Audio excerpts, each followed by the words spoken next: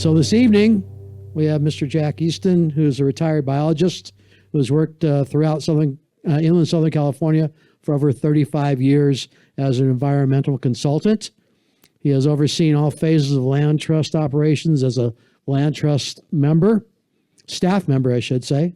He has a Bachelor of Science degree in forestry from Humboldt State. His continuing interests include land conservation in the context of regional land use and an outdoor education for all generations. And tonight you'll hear about the ecology of oak trees, their significance to Temecula's native people, and the overall importance of trees and nature to our society and to our well-being. And without further ado, I shall pass it on to you, sir. Thank you for being here.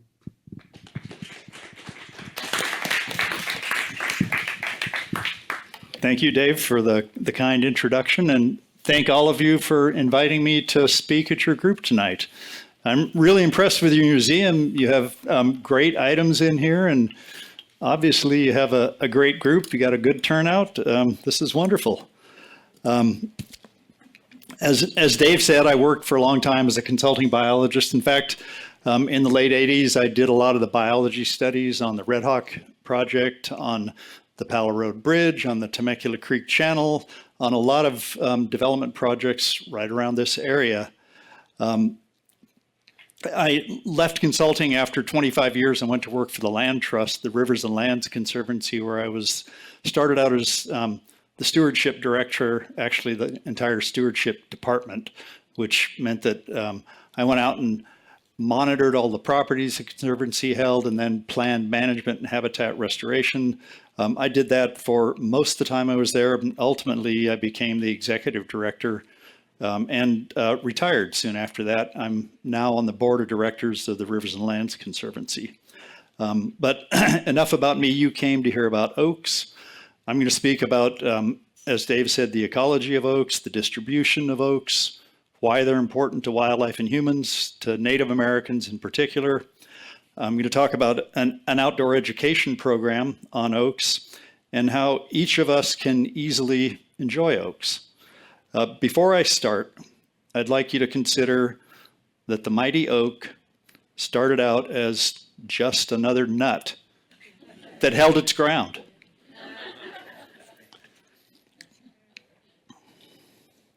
So oaks, this opening pictures the Santa Rosa Plateau. I'm sure some of you are familiar with that. And oaks are distributed worldwide. They grow on 5 continents. There's 450 species worldwide. There's about 90 species in North America and 21 species in California. And oaks include both trees and shrubs. We often think of just trees as being oaks, but there's a lot of oak shrubs as well.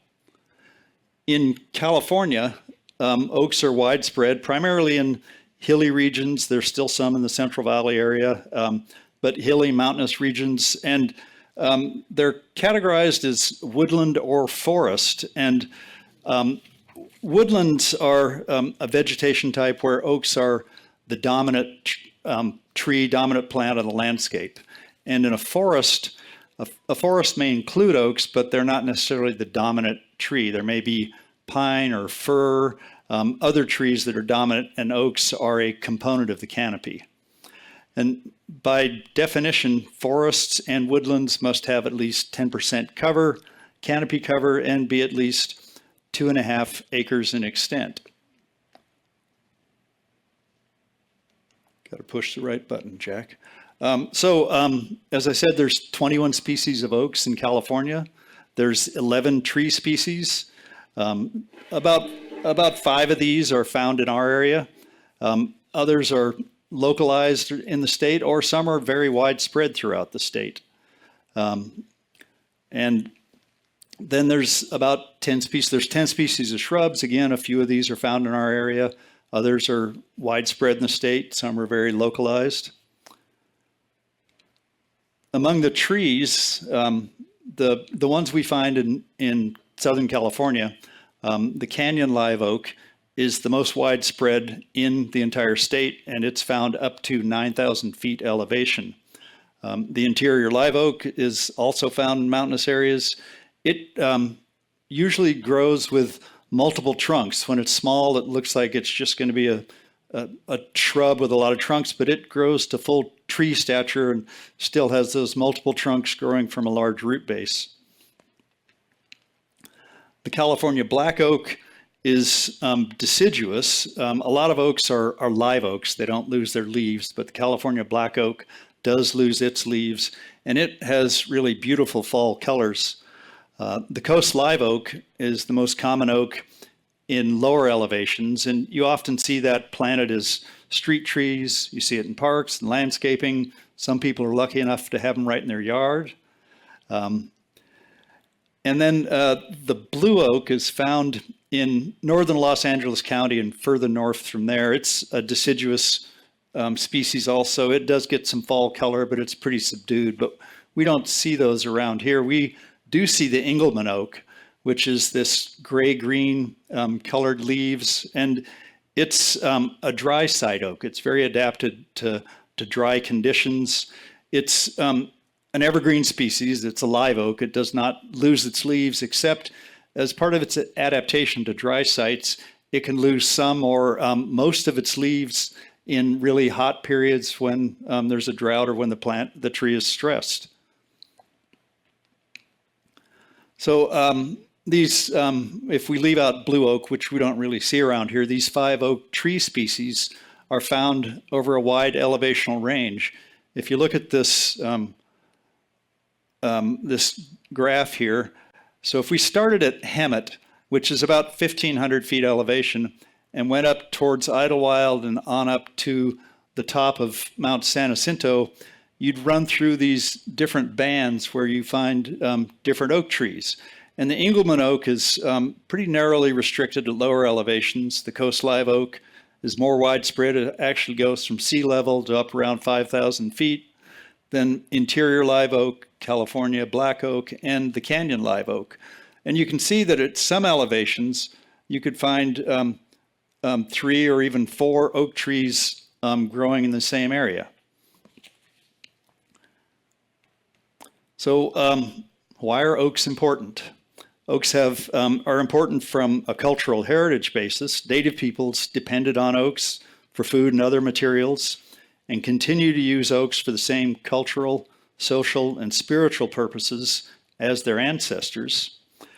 Oaks have scenic beauty. That, of course, is in the eye of the beholder, but I think oaks are beautiful.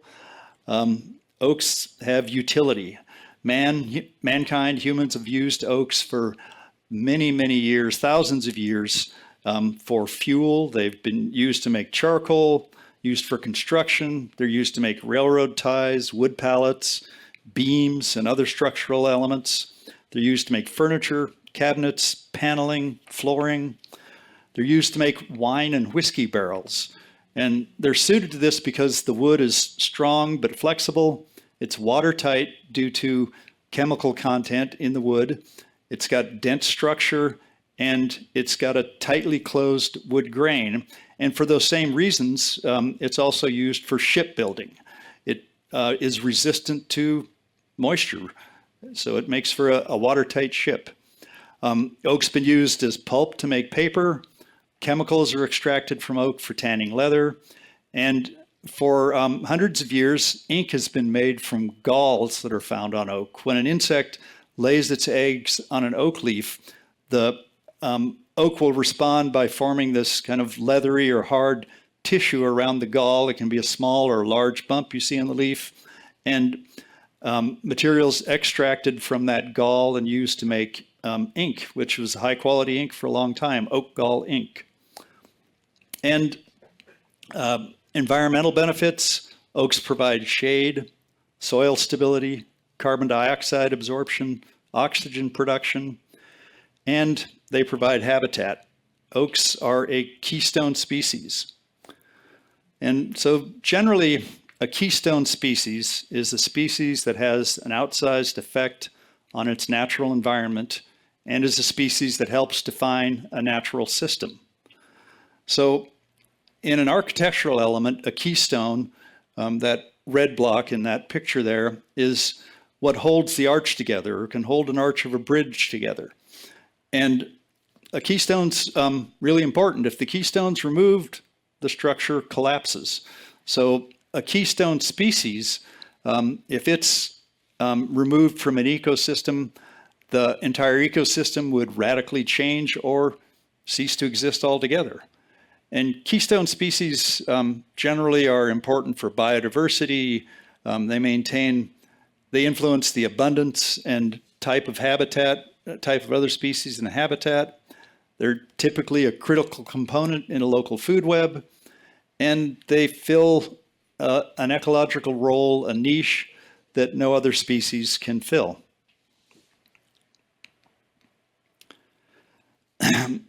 Oaks support, and so oaks as keystone species support a large number of species, including insects, birds, mammals, and fungi.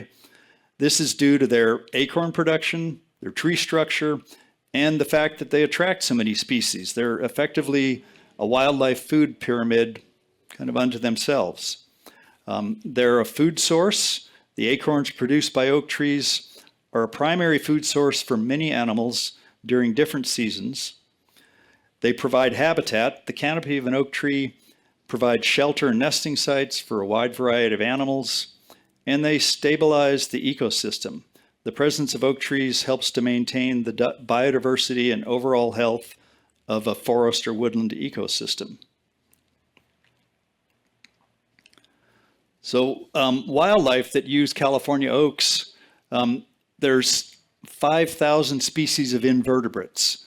And invertebrates are insects, spiders, scorpions, snails, worms, all those fun things. And so 5,000 species use oaks, and about 5,000, and about 1,000 are dependent on oaks for their life cycle. And if we exclude invertebrates, the total number of wildlife species that use oaks is about 340. And so these animals here, the amphibian, the California newt, here is a local species that you'll find near water.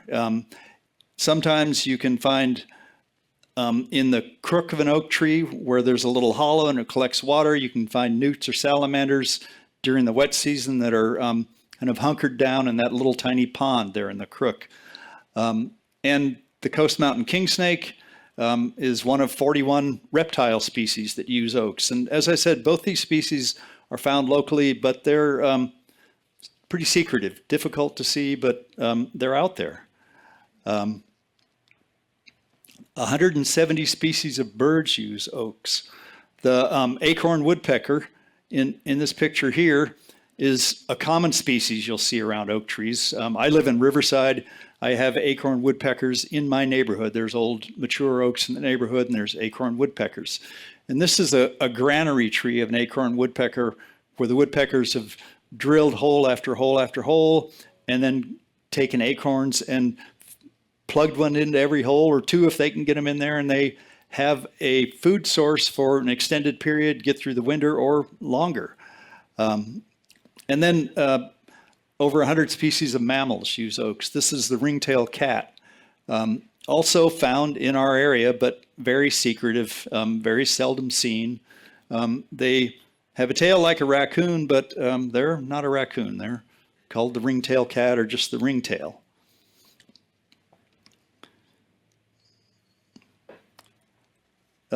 So Native Americans and oaks. This map is on a Google Earth base. You can kind of see the freeway network in here, the yellow lines. This is generally Los Angeles. Here's the Salton Sea, the Imperial Valley, and this little tiny red arrow, if you can see it, is Temecula. And so this is a depiction, as best as could be determined by anthropologists, of what the tribal territories were of the Serrano, Cahuilla, Cupeño, Kumeyaay, Tongva, and those two ones in green,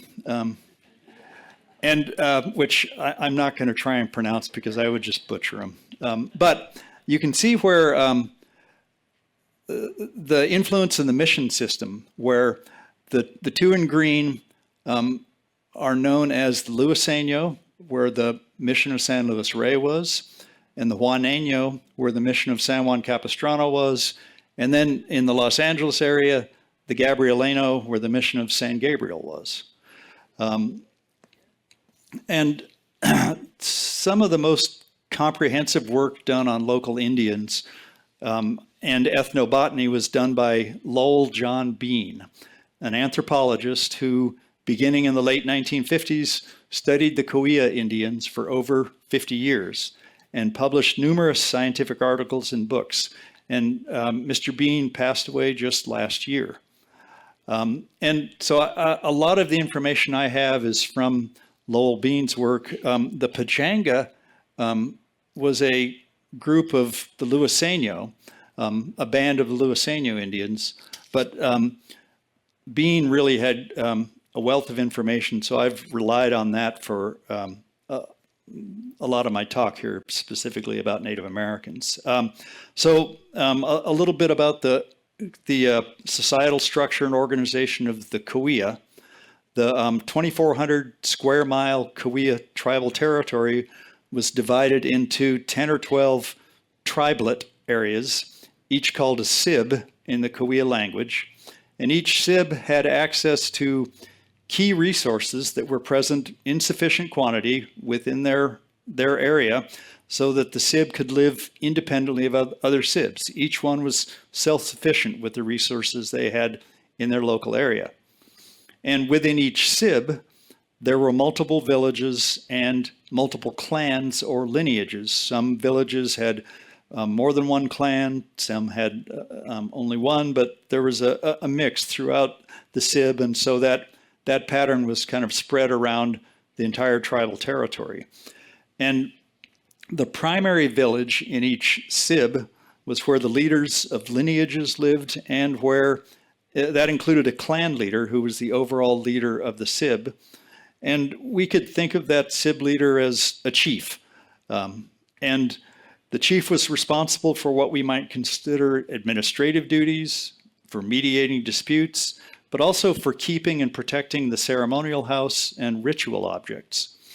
And the ceremonial house was typically the largest building in the village. This is an exhibit that was prepared on a study about the Indians in the Santa Monica Mountains, and it shows,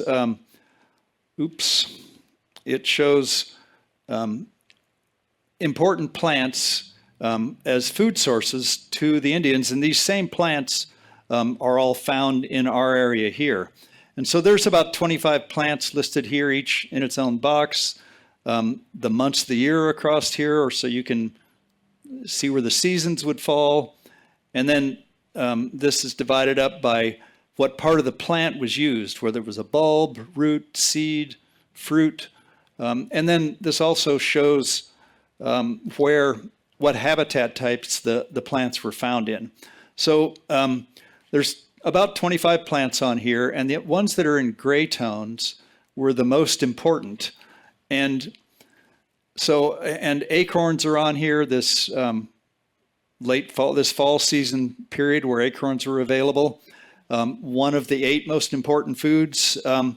So out of all these plants and all these important ones, the acorns actually provided about 50% of the annual diet of Native Americans, in some cases as much as 75%. So just to see how many plants were available, how many they used, and certainly this list is not all-inclusive. There's bound to be plants that the person who prepared this study didn't know about, but the acorn was a very important plant, a very important food source for Native Americans. And Native Americans used oaks in a lot of ways. The wood was very good. It was hot burning, made great fuel. Mortars were made out of the trunks or limbs of oaks, and a dye was extracted from the bark. The ashes, oak ashes, were used to make an antiseptic. The acorns, in addition to being used as a food source, were used as a trade good. But the primary use of acorns was as a food source, and virtually every tribe in California harvested acorns as one of their primary food sources. Acorns are easily collected in large volumes. Black oak, the California black oak, the deciduous one that loses its leaves and has the nice fall colors, the black oak was locally preferred as a food source. The acorns had a good taste. The trees were productive. A typical black oak could yield 200 to 300 pounds of oaks in a fall season, or as much as 500.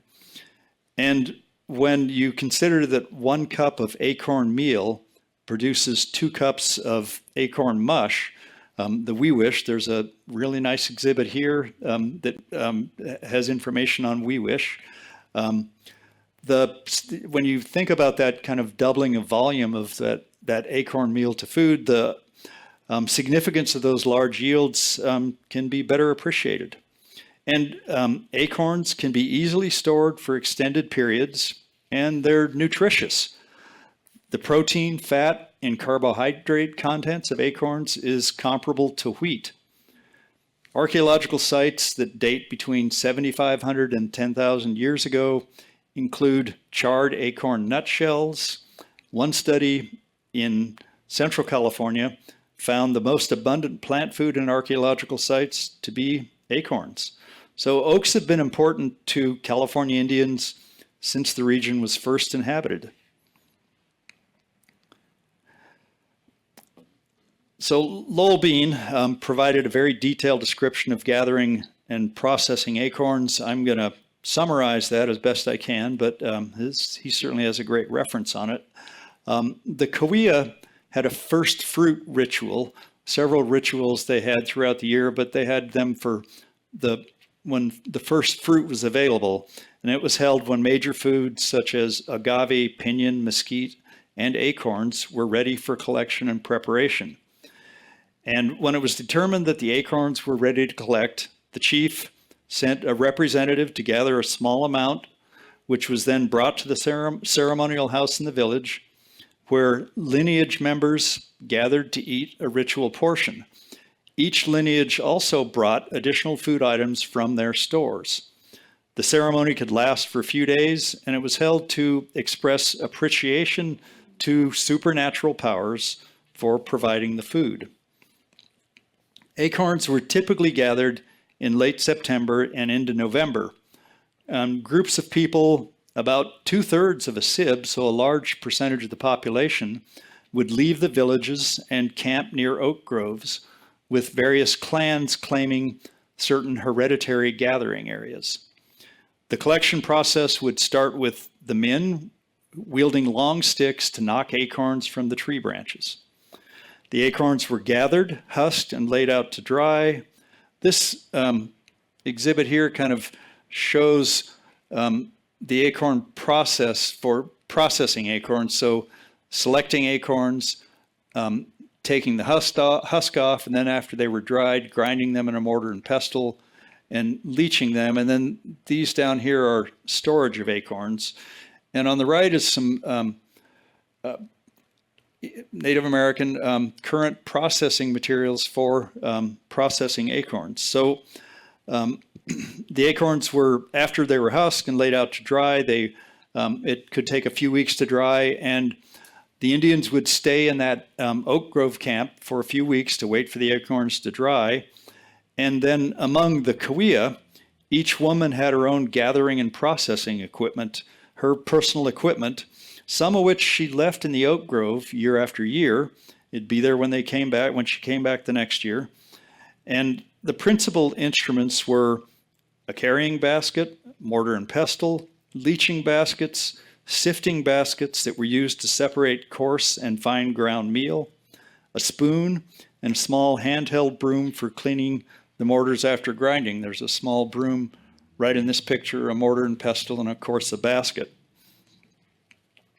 The men also had one standard piece of equipment, long sticks for knocking the acorns out of the trees. And I don't want you to think that I'm suggesting that the women did all the work, but apparently they did a lot of it. The men would also hunt game while they were at the acorn camp. And since most of the pieces of processing equipment are what an archaeologist would call a non-preservable artifact. They would degrade over time, and they just wouldn't last. The stone mortars and pestles would, but the wood and baskets generally wouldn't last. So there's few traces of acorn processing system at archaeological sites. Once the acorns were ground in the mortar or pestle, sometimes a matate and mano were used. The ground acorn meal was then ready for leaching. An unprocessed acorn meal, or just a raw acorn, is bitter and unpalatable to humans due to a high tannic acid content. And substantial leaching or washing is required to remove it. Some tribes leached the tannic acid from pulverized acorn meal in sandy basins that were pressed into a shallow stream bed. Water from the stream would cover and lightly flow over the acorn meal, washing away the bitterness. Over time, some tribes in California developed basket weaving traditions that produced some of the finest examples of basketry in the world. They developed a leaching technique of filling finely and tightly woven baskets with acorn meal and placing them in lightly running water for leaching. Alternatively, the acorn meal was placed in a loosely woven basket that was lined with grass, leaves, or other fibrous material to prevent the loss of the meal, and water was then poured through the acorn meal several times to remove the tannic acid. There were two types of mortars: wooden mortars made from the trunks or limbs of oak or mesquite, and bedrock mortars made in large stone or boulders at the acorn processing site. There's also smaller stone boulders like this one, and I think I saw one over here too. And the pestles were made out of oak, mesquite, or stone. And you can still find bedrock mortars in this area, in parks, out in the woods, and oftentimes you'll find them near stands of oaks. There were two grades of ground acorn meal prepared. A fine meal was used for making acorn bread, which was a meal cake baked in hot coals for several hours. And then a coarse meal was used in making acorn mush, or wee wish. That meal swells to twice its amount during cooking and turns a pale pink or a tan color. I've tasted wee wish at the Malky Museum at an event they had there, and it didn't taste like much. But I've also read that our modern taste buds are kind of spoiled by salt and spices and everything else, and that if you haven't been accustomed to a life of eating those high spice foods, then the wee wish would probably taste like more than I thought it did. But add a little butter, yes. Yeah, grits, yeah. The skill, sophistication, and care exhibited by a woman in grinding, leaching, preparing, and cooking acorns served to enhance her status in her family group and in the SIB. And a skilled cook knew how to vary the taste of acorn meal by mixing different proportions of the 4 preferred types of acorns. And she might add her own special flavorings, such as grains, seeds, berries, or meat. The acorn mush was cooked in a pottery bowl, as Rebecca said, sometimes cooked in a basket with a heated stone put in to cook the meal. And the mush gels into a firm consistency like a custard when it's properly cooked, and it can be cut into squares and eaten directly from the cooking vessels. Acorns that were not ground at the processing site were carried back to the village and stored in granaries. You've got a great granary up here. Rebecca said the Pechanga Youth Group made that granary. That's wonderful. And there's some great pictures here of other granaries.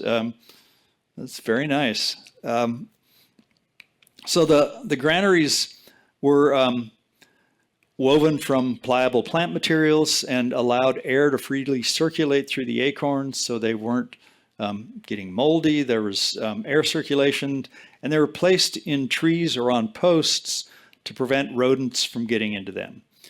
Acorns could be stored for a year or, depending on the conditions, even several years. And acorn meal, acorn grain, acorn meal was stored in narrow-necked clay pots. And so these pictures are from Lowell Bean's book. This is titled Acorn Stored in Cahuilla Basket. These look like California black oak leaves down here. Those look like black oak acorns, although the canyon live oak looks very similar. I suspect that this is a museum exhibit. I see this label up here on what looks like kind of walls, so I'm not sure exactly what the source of that is. But this is a Native American woman in San Diego County with an acorn granary. You can see that she's standing up on the platform. On this side, you can see where the platform's raised off the ground. And this granary looks very similar to the one you have here. And there's a lot of acorns in there. And this is a Cahuilla acorn granary, again, stored up on posts to keep wildlife out of it. So anthropologists have looked at how important acorns were as a food source to Native Americans and looked at societal structure of Native Americans and concluded that the acorn was so important that it influenced the societal structure. They concluded that the acorn complex of Indians in California, including the local tribes, was significant in the establishment of migration and settlement patterns, in development of ownership concepts towards the environment, and in their attitudes about the division of labor. The availability of acorns as an abundant, reliable, nutritious, and long-term food allowed and supported a dense population and a relatively advanced level of cultural development. Early anthropologists concluded that Indians were hunter-gatherers who drifted from place to place on a nomadic food quest. This view was adopted in part because California Indians always said no when asked if land was owned in their cultures. The anthropologists mistakenly inferred that this denial of land ownership meant that California Indians never stayed anywhere long enough to leave lasting influences and had no interest in repeated uses of areas.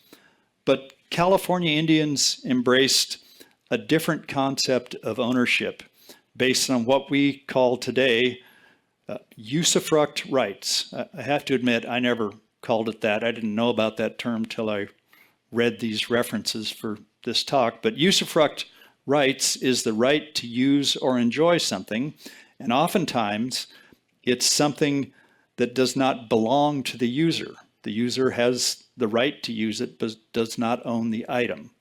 So under this conception, if an area is used and tended, it becomes the domain of the gatherer.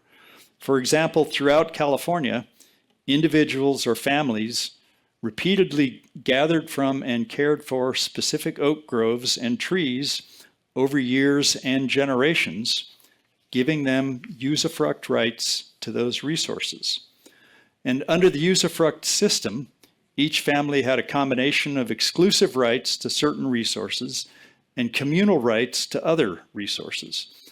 For instance, the right to gather acorns from single large productive oaks, such as those growing in valley bottomland, could be held by an individual or a family, while the rights to oaks of lesser productive value, such as those growing on hillsides, were held by a village as a whole. The characteristic growth pattern of oak groves is small groups of trees interspersed with other vegetation. They vary in extent from area to area, depending on the topography and water conditions. The anthropologist Lowell Bean concluded that this growth pattern of oak groves is mirrored in tribal property rights, political administration, ownership, and rituals. And earlier I spoke about the first fruit ritual. that was held when important fruit, including acorns, was ripe for collection. The ritual was accompanied by supernaturally and socially sanctioned restrictions to ensure the people would not collect the food prior to the ritual. And beyond religious overtones, the ritual served an administrative purpose. It served to redefine collecting procedures for that season, depending on the conditions in that season, thereby protecting individual and family rights to collect from a certain grove. And it served to control potential conflict over a key food source and to ensure equitable food distribution at times when crop yields might be smaller than usual. So the ritual had both spiritual and practical value to the culture. And these adaptive functions further serve to reinforce the philosophy of the Cahuilla that Lowell Bean characterized as reciprocal obligation. So while geography and the available flora and fauna of an area were important, so too was what Lowell Bean characterized as a reciprocal obligation belief system that he found among the Cahuilla. Reciprocal obligation stemmed from a belief that humans were only a part of a larger interactive system composed of cooperating entities that shared responsibility in the workings of the universe. These beliefs fostered an ecological ethic of gathering only what one needs and always leaving some for the other beings, for the other people, for the other animals, for the oak grove. So basically, never collecting all the acorns, leave some for others. These actions, combined with the performance of appropriate ceremonies and rituals, ensured the universe would remain in balance and that humans, along with other entities, could continue to sustain life. For many tribes in California, a belief in the interconnectedness of various life forms and the shared responsibility of these beings formed the basis for their resource management.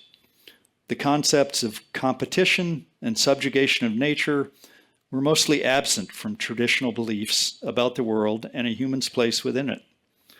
For generations, a system of best practices was passed down, tested, and added to for the benefit of all interconnected entities. This has been described as a knowledge built on a history gained through many generations of learning passed down by elders about practical as well as spiritual practices. I'm just going to repeat that because I like it. A knowledge built on a history gained through many generations of learning passed down by elders about practical as well as spiritual practices.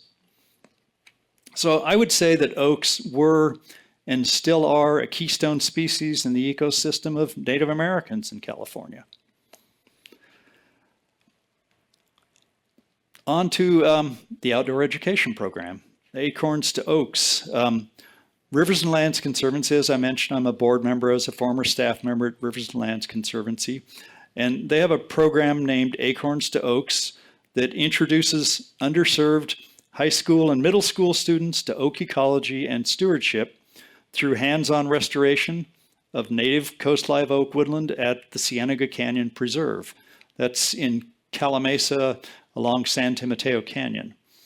And through in-class presentation and engaging field trips, the youth learn about the local native landscape and how they can make a difference in preserving it for future generations. This is a no-cost program. Well, it's no cost to the schools and the students. Rivers and Lands Conservancy covers all the costs, including bus transportation, educational materials, and lunches. In the program, the students attend class and field sessions. I don't know if you can see it, but they've got a gopher snake right here, and some of these kids have never been that close to a live snake, but they're jumping right in there.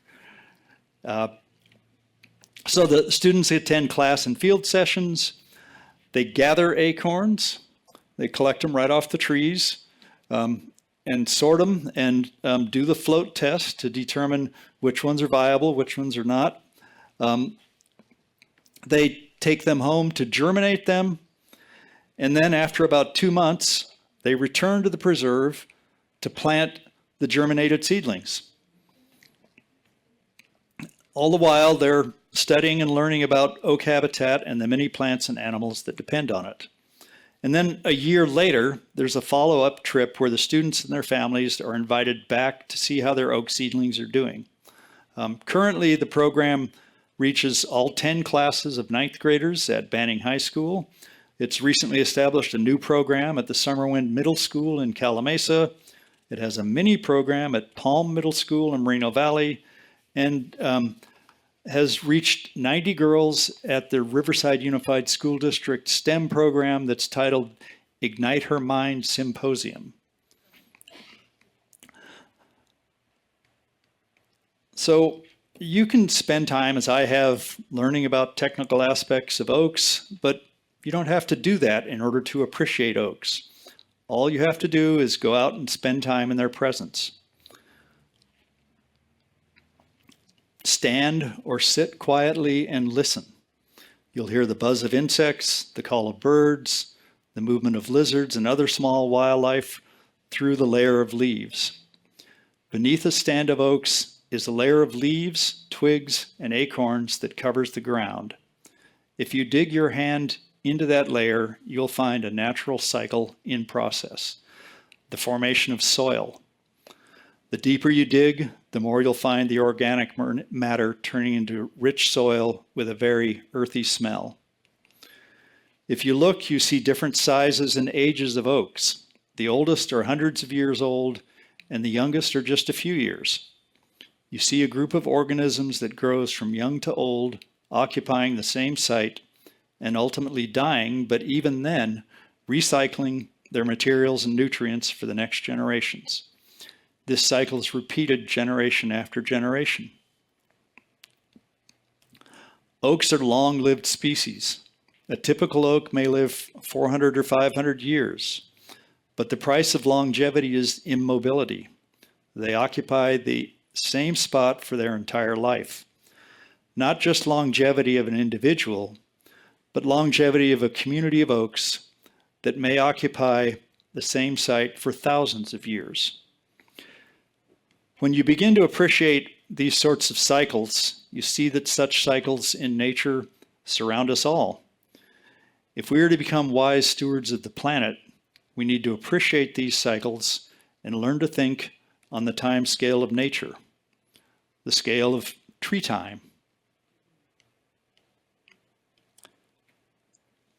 And here's a list of places where you can see oaks. If you want to take a picture, I thought about bringing a handout, but everybody just takes pictures of stuff like this these days. So the Santa Rosa Plateau, I'm sure several of you are familiar with the plateau. That's a wonderful place to see Engelmann oak. It's just a beautiful place. There's coast live oak up there. There's oak woodland spread out across the open areas. There's dense oak growing along riparian areas, along the creeks. The Santa Rosa Plateau is unlike any other place in Southern California. And it's really wonderful to see so much of it has been preserved. And the County of Riverside has a great nature center there. You go up Clinton Keith Road west and go up the hill. And just after you get up to the top of the hill, about a half mile on the left, there's a great big sign for the nature center. I encourage you to visit. The San Jacinto Mountains, where Idlewild is located, is a great place to see oaks. As I said, you can go up, see that whole kind of elevational range of where the oaks occur. The County of Riverside has a really nice nature center up there, the Idlewild Nature Center. And then near Julian in the Cuyamaca Mountains is another great place to see oak trees. And to see oaks in different seasons really gives you a different appreciation for them too. You can see the flowers, the catkins on them in the spring. You see the acorns are starting to form. You see the acorns in the fall where the oaks are deciduous. You see the leaves turning color and dropping. It's something to appreciate year round. And to learn about Native American uses of plants, the Malky Museum in Banning is a really great location. And they've been around. Lowell Bean, the anthropologist, helped found the Malky Museum. They've been around since the 1970s. And so here's some of the references I used for the portion of my talk about Native Americans. The two books to the right are Lowell Bean. Actually, the one on the far right is Lowell Bean and Catherine Siva Sabal, a member of the Cahuilla tribe. And that book on the right, Temalpac, was published by the Malky Museum. And then that book on the left, Tending the Wild, is about how Native Americans basically farmed the natural world for hundreds, thousands of years throughout the state to burning beneath oaks to reduce cover for species that would eat the acorns. They would trim oak trees to encourage growth of acorns. So that book just speaks about the way more than acorns, way more than oaks in that book, but that book speaks about Native American agricultural practices. And for any of you scholars, there's a full list of references that I used for the information on Native Americans. And that concludes my talk. I'd be happy to answer any questions.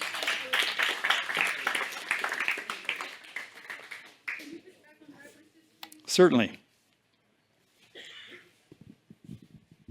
How old does an oak tree have to be before it starts producing acorns? Wow.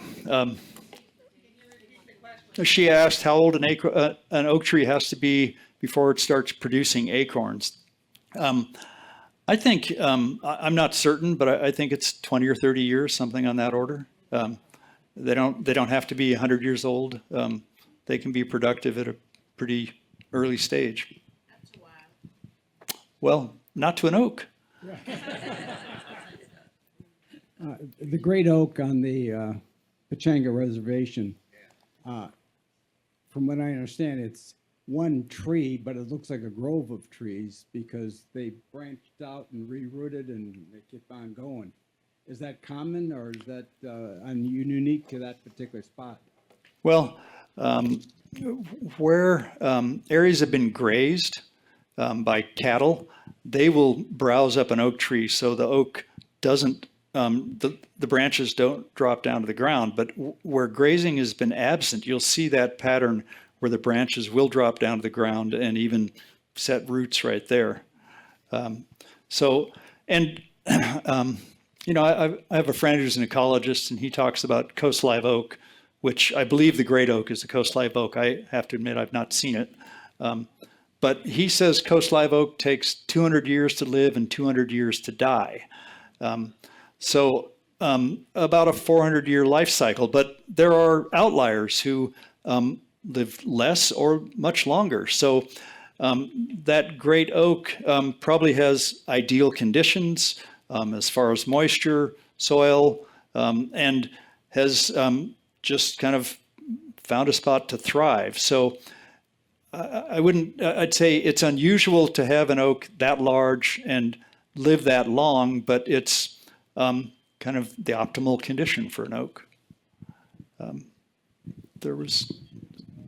Yeah, you might have mentioned about were acorns used for currency? They were used as a trade good, yeah. The Native Americans had a shell currency that was more akin to what we think of as currency. But acorns were used as trade with other areas. So the Cahuilla, their territory extended out into the desert, and they had some scrub oak out there, but they didn't have access to like California black oak. Within the Cahuilla territory, they would trade, and acorns were a prime trading good.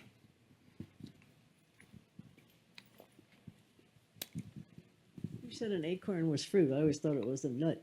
What is acorn squash? Well,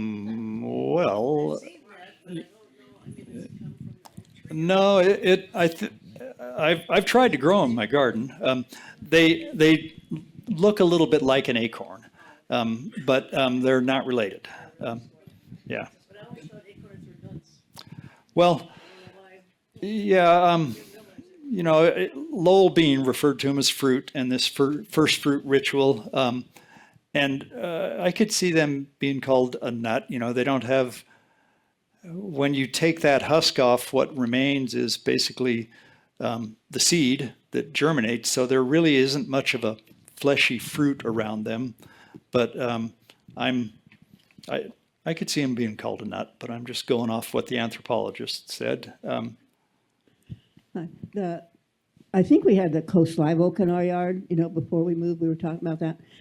About 2 years ago, it dropped so many more acorns than it had previously, and I was wondering, I guess it was because it had optimal conditions. I can't remember it being more rain or less rain, so what would be optimal conditions for a good crop of acorns? Well, They like it dry, or do they like it a lot of water, or? there's that's a kind of a phenomenon that's commonly seen in oak woodlands, where they'll have what's called a mast year, M-A-S-T, mast year, and there'll be a huge crop of acorns. It can be on a single tree, it can be the whole woodland, and it can vary. There can be a number of years between it, and there's different theories about what prompts that. It can be several good winters back to back. It can be that an oak tree is stressed and it's trying to ensure that it reproduces, the biological imperative of reproduction. It can be stressed and not under optimal conditions, but just trying to pump out a lot of seeds to ensure that its line continues.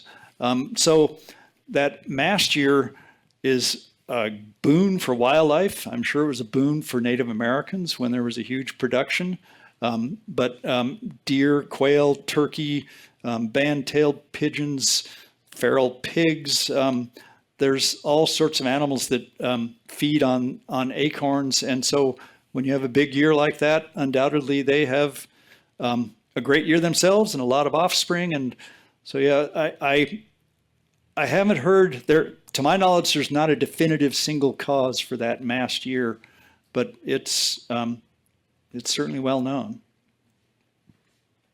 Several oaks died at the Santa Rosa Plateau after that snowstorm we had on New Year's Eve. So I guess, was it the cold or the heaviness of the snow? What caused them to? She said that several oaks died on the Santa Rosa Plateau after a snowstorm and was wondering if it was the cold or the weight of the snow. There was a lot of oak die-off and breaking during that event, not just in Santa Rosa Plateau. La Cresta, which is right here, they lost, remember Ann Miller lost a number of trees on her property. So a lot of oaks broke, subsequently dying because of the heavy, wet snow. That heavy weight of the snow caused the limbs to break, and pardon me. I think that it's unusual to have snow on the Santa Rosa Plateau. The name of the Spanish name for oak tree is roble. Roble. And I'm wondering if Paso Robles was named for all those oak trees that you see as you're driving through there. I could easily imagine that, yes. I'm not sure what paso means. Pass, the way, the route. So the way, the route through the oaks, yeah. Sir, if you go out Temecula Parkway heading for Julian, about halfway to Julian, there's a place called the Great Oak Stage Station, and it's a museum. And you can go out there certain times of the year, and the museum is open, and take a tour of that museum. And it's been there quite a long time. Oak Grove Stage Station. Oak Grove. I've driven through Oak Grove. I'm not familiar with the stage station. I'll have to look closer. That sounds interesting. Hi, yeah, thank you for your presentation. I just wanted to make a comment that if anyone's interested in taking a nature walk out at Santa Rosa Plateau, we're doing the third Thursday starting at 7:30 in the morning, go for an hour, step out at 8. So it gives us a little time to get acquainted first. But Steve Lusky, who's been a volunteer out there, he leads these hikes and he's very familiar with all the native plants and the oaks and the wildlife, the butterflies, the birds, all of it. So it's sort of comprehensive. But it's a short and sweet nature walk because of the heat. We got to do it fast and then get on with our lives. Native Plant Network. And that's the third Thursday each month, and 7:30 in the morning. Perfect time to get out there and see the wildlife and beat the heat. Why do you think the rest of the world hasn't picked up on using oak for food?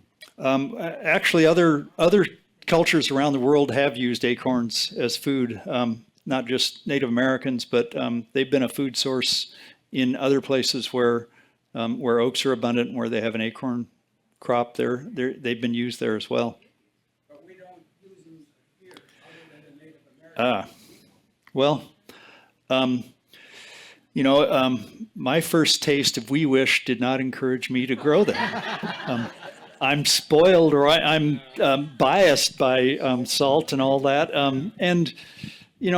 We have this long history of what our view of agriculture is, of these large fields, monocultures, wheat, bread, and that's kind of ingrained in us, is this system of food production.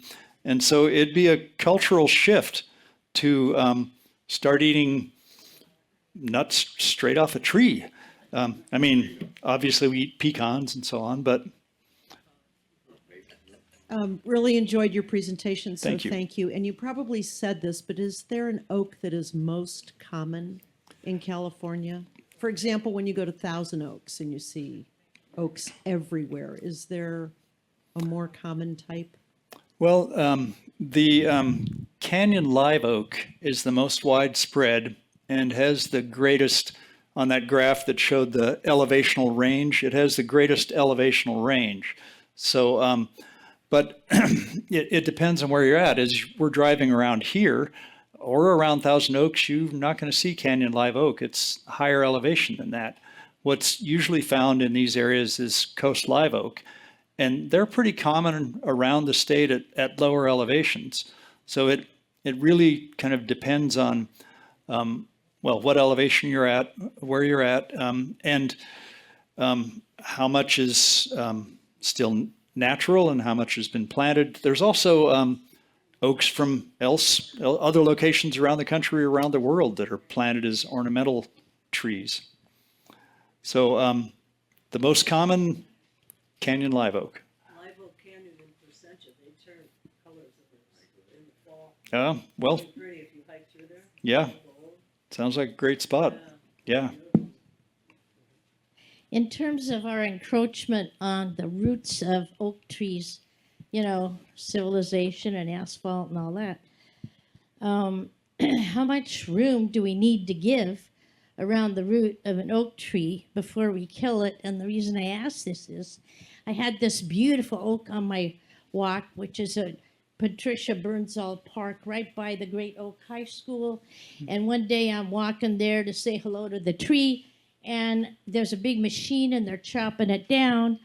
And the arborist from the city of Temecula said, I'm ready to cry. It's, why are you killing this tree? He said, because when they put the walk in, it was signing a death certificate for the tree. So that's why I want to know how much room we need to give around the roots. So they chopped this whole big, huge tree down, and they put up a tiny little new oak tree. And the last time I went there, there's two little, like 6 foot tall oak trees, new ones, about 6 feet apart. Now, why would you put them that close together? And can you go before the city of Temecula and do something? So as far as how close to get to an oak and protect it, the standard that I've always heard is the drip line. So if you extend from the edge of the crown, so that the whole canopy of the oak, if you extend from the edge of that crown down to the ground and draw a circle that traces that edge of the canopy, you should not encroach within that area. I've also heard people say, well, actually the roots spread further than that, because that's what you're protecting is the roots. And so the roots spread further than that. I've heard them say 1.5 times the radius of that crown. So not just the drip line, but half again as far as it is between the trunk and the edge of the crown. And I've seen oaks growing in a parking lot effectively with a little tiny, it isn't a hard and fast rule, but the arborists I've talked to, the restoration ecologists always say that drip line is what you should protect. Now, to have a single sidewalk going under there may not be that damaging. It depends on the tree, it depends on what else is going on with it. You know, you see up at the Santa Rosa Plateau near the adobes where they have fences around the big oaks and they say, don't walk in here. They don't want the soil compacted in that area. So I think the arborist at the city of Temecula might know more than I do about this, but well. Well, that's why they won't let us go around the great oak on the reservation. Mm-hmm. They don't want people stomping on the soil. Yeah. Well, good for them. That's You used to be able to drive right up to that. That's not the only reason. there's other reasons besides soil compaction. They don't want people going. They don't want them climbing on it or. But what it's doing is the people inside, you know, there's a microclimate inside that bubble there. And too many people and whatnot could change that climate. Yeah. So that's part of why they are, seriously control the number of people that can visit. That's good. Sir. Oh, yeah. I was wondering, where does oak lumber come from? I know it comes from the trees, but is there logging operations or is there, you know, like sawmills that produce oak wood, timber? Well, I'm not aware of any around here, but in the south, in the southeast, I think live oak is harvested commercially. I'm sure there's places in Northern California where logging is common and where if they, you know, it's kind of a specialty crop. The logging industry and milling industry is really set up for conifers, for Douglas fir, for ponderosa pine. And so you have this whole system set up based on that shape and density of a tree trunk. And then to get an oak that isn't, that's harder wood, that's, you know, it's not straight, I think it's hard to kind of fit that into the commercial logging system that we see here in the West. But, you know, I know that when wooden ships were built, certain oaks were favored because they'd have a big trunk and a branch like this, and that shape would be perfect for forming the ribs of the ship. And so they have been harvested in the past. I'm sure there's places they still are. And you still see oak flooring, oak paneling, oak furniture, oak podiums. Yeah, they're cutting it somewhere. And in Temecula, oak wine barrels. Oak wine barrels. Yeah. Is there a shortage, is there a possibility that our oak trees will die out because of harvesting and the slow growth of those trees? So he asked if there's a shortage or a possibility that our oak trees will die out because of harvesting or slow growth.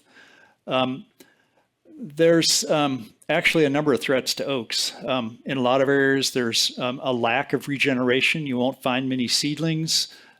That's been kind of studied by a lot of people, and there's not a lot of certainty on what caused that. A lot of people point to cattle grazing over decades and to the introduction of non-native grasses, invasive grasses that germinate sooner and beat out the acorns when it comes to available moisture. And then there's pests, the gold-spotted oak borer who has moved into Southern California that's killing oaks. There's the sudden oak death syndrome. So there's threats to oaks from human-caused activities, from pests that have been introduced. I don't think it's a threat from harvesting. It's really these other factors. And that lack of regeneration can definitely have a long-term threat. In the Paso Robles area, my sister and my niece and nephew are from that area. They don't let you cut oaks, and in a parking lot that's asphalted. I don't know technologically how they do it, but it's like they take a cookie cutter and cut out the asphalt through from the drip line to the trunk of the trees. It's small enough that it doesn't affect how you're parking or even really walking, but it allows the moisture and the air and stuff to get to the soil at the base of the oak trees there. There are cities around the state who have, pardon me, who have really, really strong, really good oak protection ordinances. The city of Oakland, city of Thousand Oaks, sounds like Paso Robles does, where they prohibit removing oaks, or if you have to remove an oak, you have to replace it by replanting 10 acorns, 10 oaks for every one you remove, or some ratio, and ensure their care for a number of years to ensure they survive. You don't just plant them and walk away. So there are places in California where oaks are given special attention. Any other questions?